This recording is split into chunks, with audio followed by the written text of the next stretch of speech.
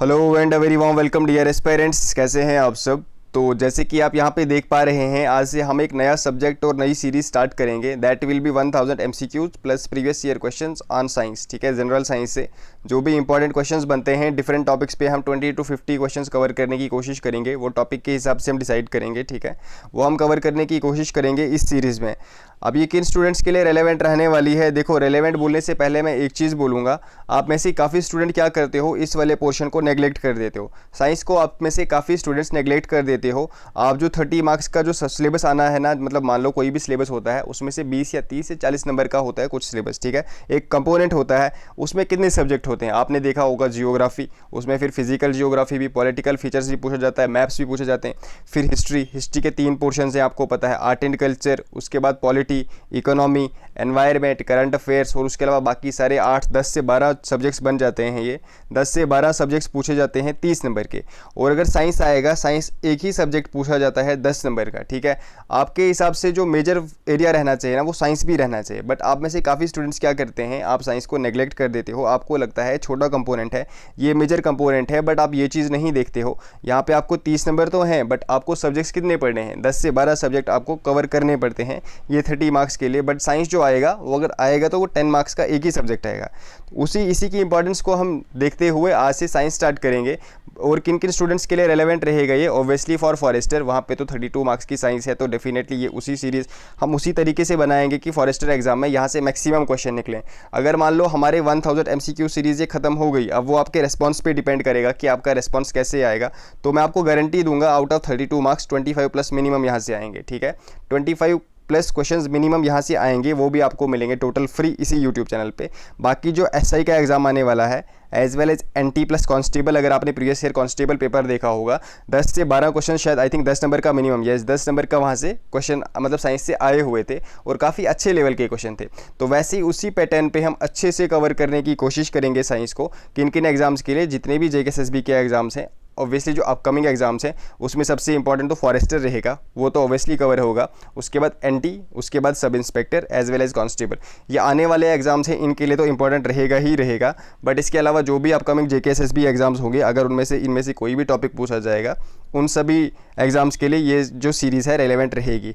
इसके अलावा JKPSC में भी आपको पता होगा, साइंस 10 to 15 मार्क्स की मिनिमम पूछी जाती है JKPSC प्रीलिम्स में। ठीक है, तो इसके लिए भी इंपॉर्टेंट रहेगा डेफिनेटली ये वाली क्लासेस, ये वाली series, plus SSC and other exams सभी के लिए रेलेवेंट रहेगी। ठीक है, तो अगर आप में से चैनल पे कोई भी नया है और अगर आपको ये कोर्सेज चाहिए होंगे, इसके अलावा मैं आपको बता दूं, एक रिमाइंडर दे दूं, हमने 1000 MCQ series on GK of Jammu and Kashmir भी स्टार्ट कर दी है। उसके अराउंड 200 प्लस क्वेश्चन हमारे हो चुके हैं, 220 अराउंड हो चुके हैं आज। अगर आप में से किसी ने वो वाली सीरीज़ नहीं देखी है, वो वाली प्लेलिस्ट आप जाके देख सकते हैं, वहाँ पे प्लेलिस्ट सेक्शन में आपको वो सारी वीडियोस मिल जाएंगी। और चैनल पे अगर कोई भी नया है तो आप चैनल को सब्सक्राइब कर दें, सो दैट फ्यूचर में आपको जितनी वीडियो चाहिए होंगी, आपको सारी वीडियोस यहीं पे एकदम मतलब प्लेलिस्ट में और सीरीज़ में सीक्वेंस के हिसाब से सबसे पहले मिल जाएंगी। तो चलो without wasting further time start करते हैं। जो आज का हमारा टॉपिक रहेगा वो रहेगा न्यूट्रिशन। ठीक है, आज जो हमारा टॉपिक रहेगा वो रहेगा न्यूट्रिशन। न्यूट्रिशन पे जो बेस्ट क्वेश्चंस बनते हैं वही हम आज कवर करने की कोशिश करेंगे। विद जो भी एक्सप्लेनेशन होगी वो एक्सप्लेनेशन भी हम आपको देंगे। अब सबसे पहले न्यूट्रिशन क्या है, इसके बारे में थोड़ा सा आपको मैं बता दूं।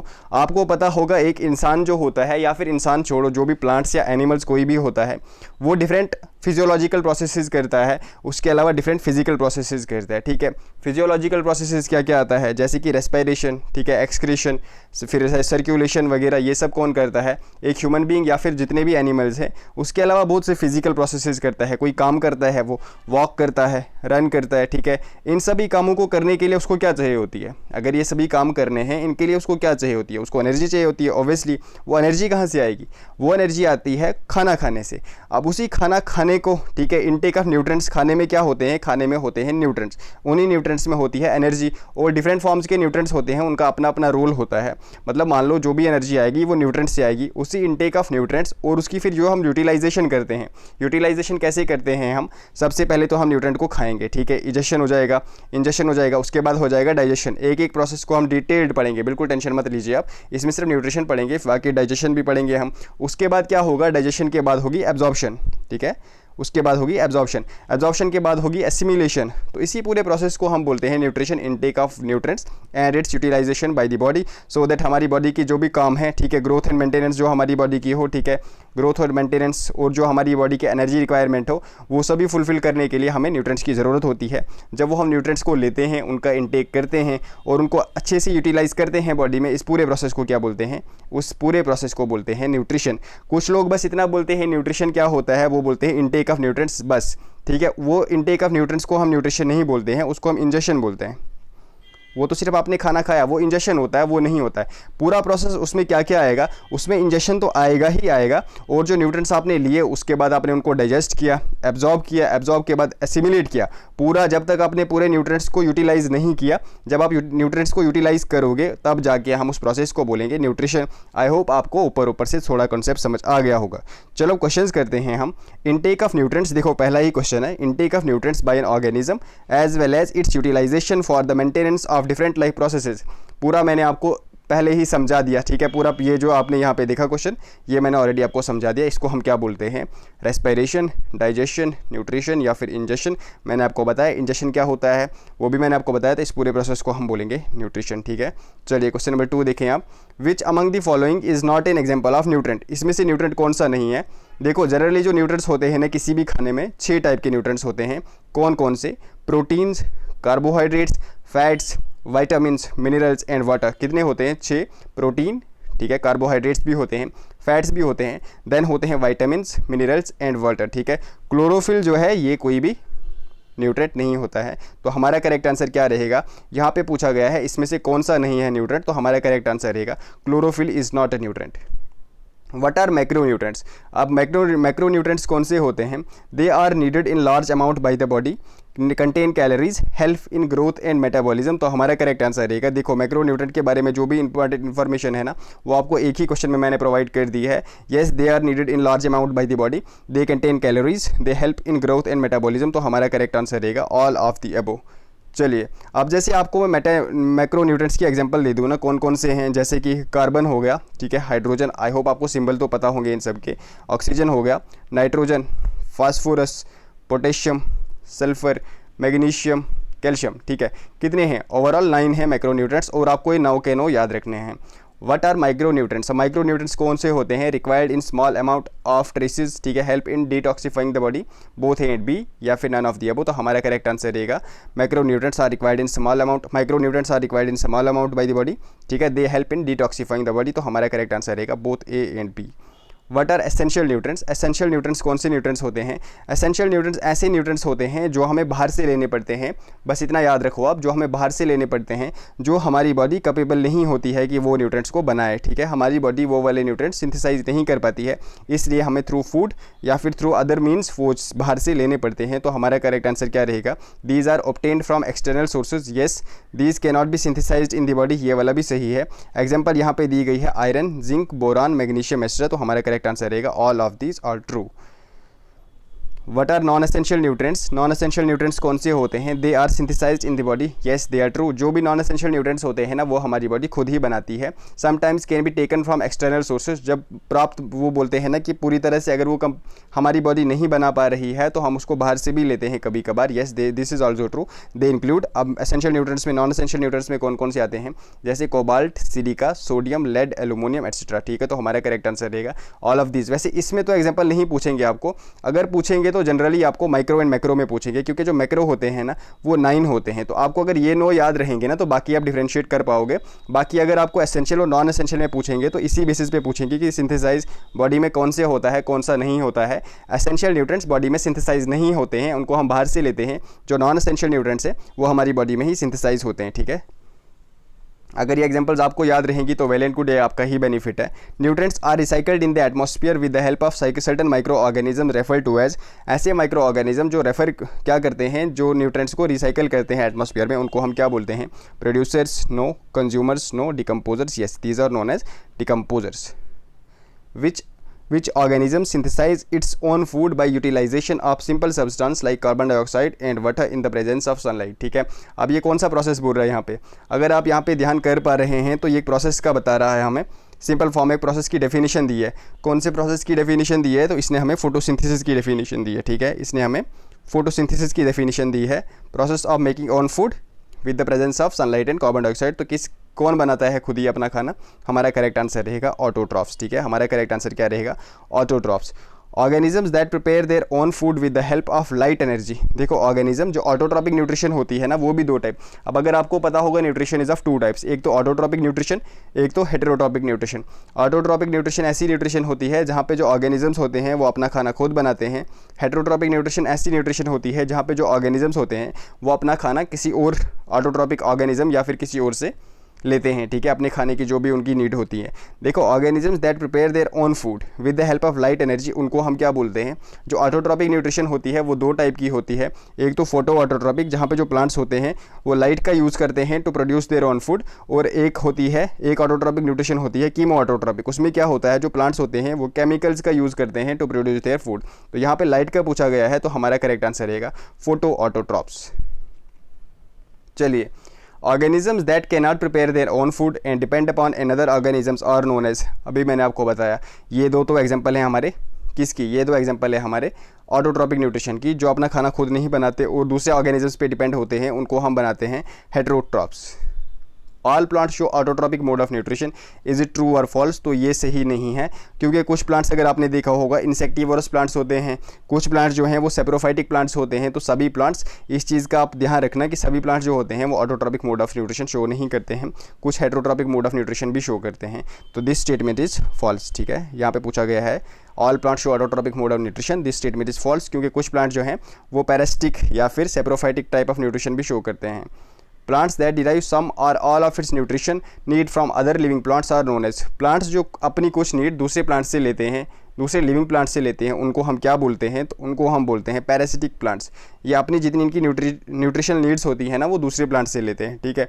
आपको अगर मैं एग्जांपल दूं, जैसे कि कैस्क्यूटा, ठीक है, ये बहुत फेमस एग्जांपल है, it is a parasitic plant, ठीक है। उसके बाद लोरेंथस विस्कम, ठीक है, आपको हो सकता है ये एग्जांपल्स भी पूछी जाए कि ये किसी एग्जांपल है। विस्कम हो गया, फिर एफ्लेशिया, ये किसकी एग्जांपल हैं? ये एग्जांपल हैं पैरासिटिक प्लांट्स की। Haustoria is a specialised organ of, haustoria जो है ये किसका स्पेशलाइज्ड ऑर्गन है?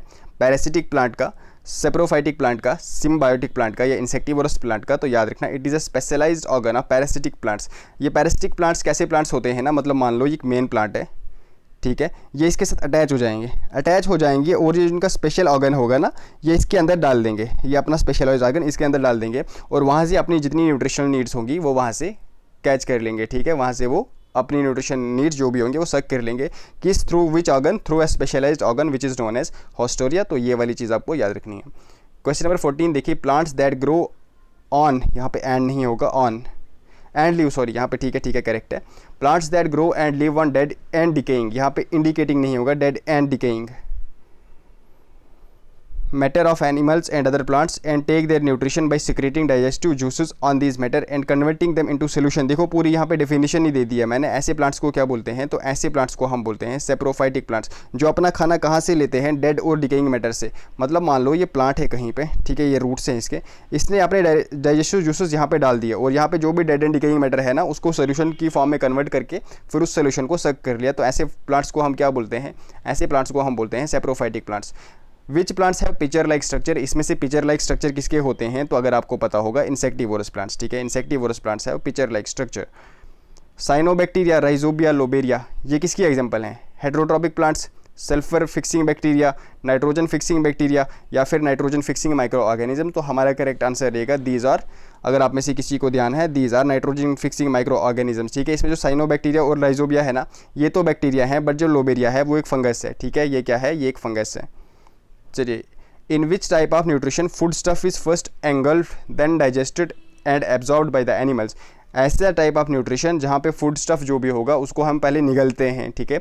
निगलने के बाद जब वो पेट में जाता है उसके बाद वहाँ पे वो डाइजेस्ट होता है एंड फिर एब्जॉर्ब होता है। इस प्रोसेस को हम क्या बोलते हैं? तो अगर आप में से किसी ने पहले पढ़ा होगा, अगर नहीं पढ़ा है तो कोई बात नहीं, मैं आपको बताता हूँ।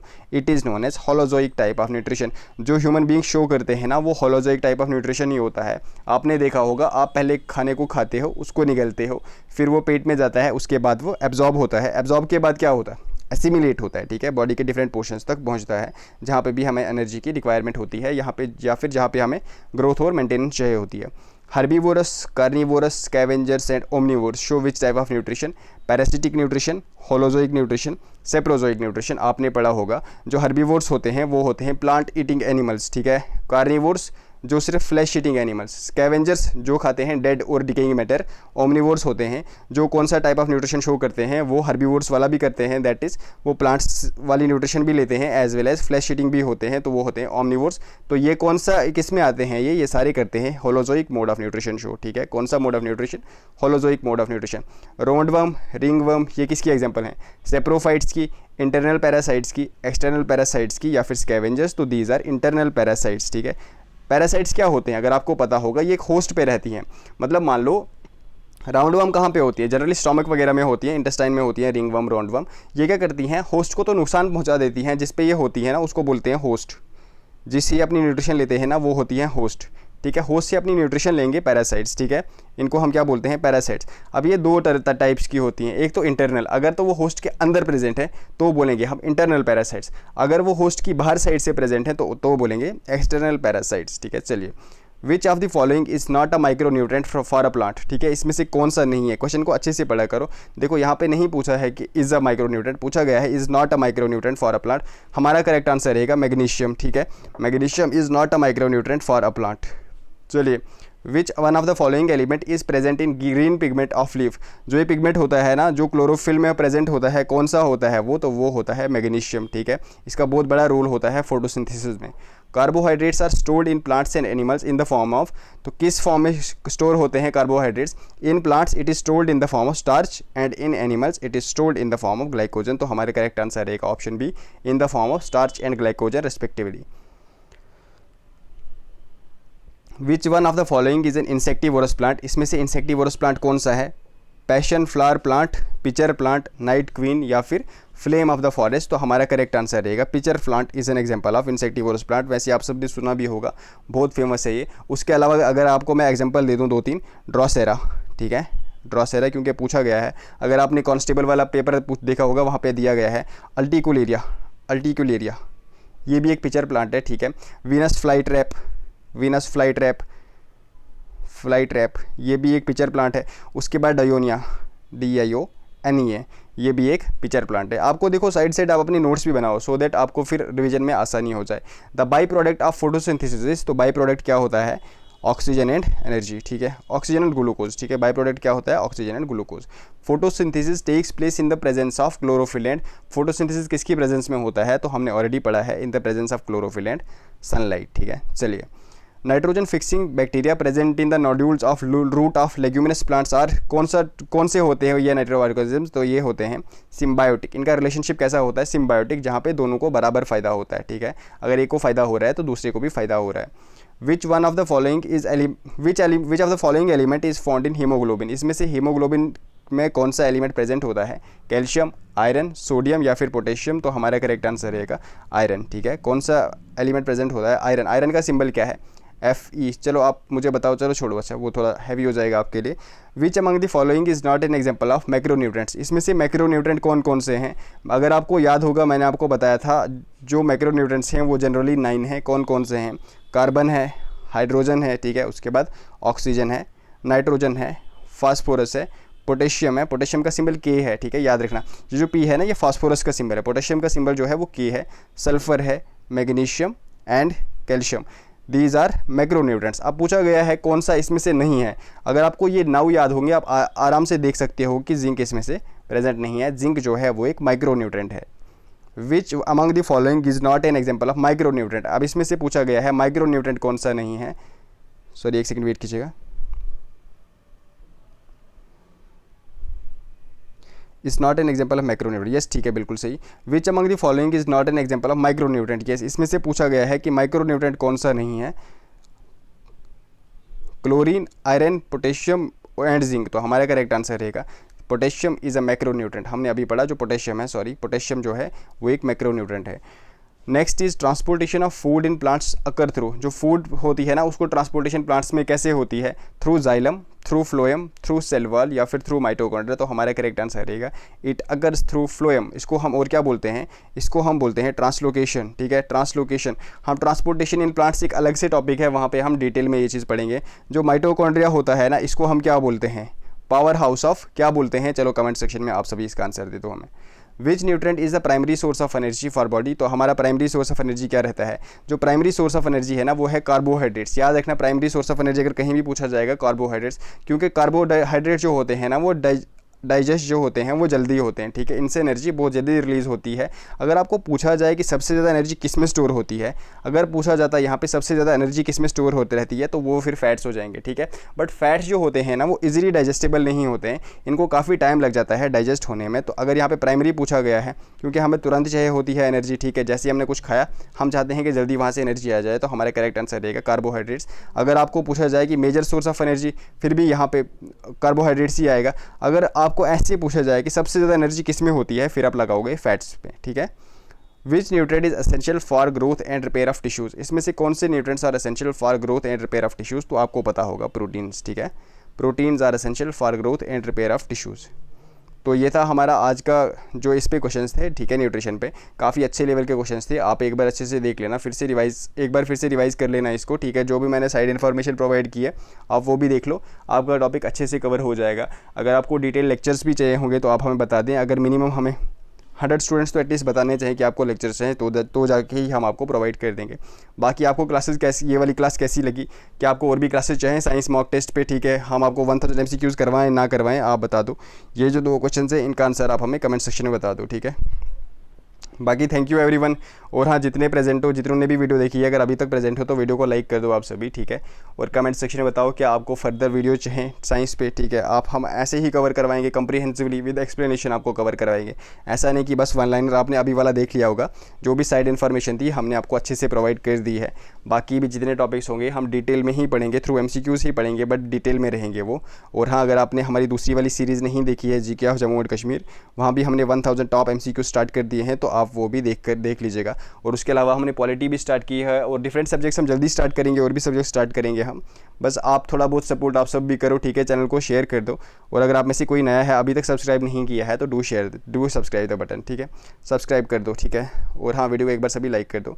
टेक केयर एवरीवन, मिलते हैं नेक्स्ट क्लास में, बाय बाय।